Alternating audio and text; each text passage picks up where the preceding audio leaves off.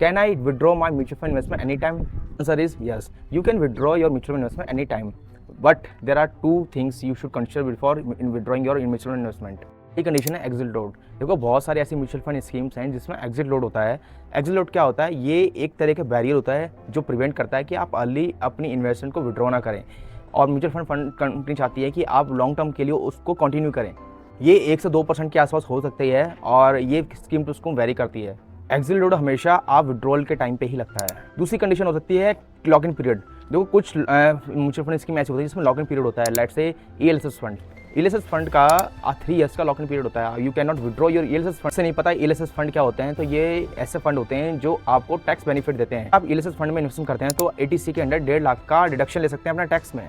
Apart these 2 conditions, एक condition आप देख सकते हैं टैक्स इंप्लीकेशंस। अगर आप जल्दी विड्रॉ करेंगे, 1 साल से पहले करेंगे, तो इक्विटी में आपको short term capital gain tax देना पड़ेगा, जो कि अब 20% हो गया है। डेट फंड में यही होता है 3 ईयर का प्रोविजन। अगर 3 साल से पहले आप विड्रॉ करते हैं डेट फंड, तो आपको पूरा स्लैब रेट पर टैक्स देना पड़ता है, short term capital gain tax. आप 1 साल या उससे ज़्यादा देर तक वेट करते हैं फॉर इक्विटी फंड्स, तो आपको सिर्फ 12.5% देना पड़ता है कैपिटल गेन टैक्स। साथ में हो सकता है आपका एग्जिट लोड भी ना लगता।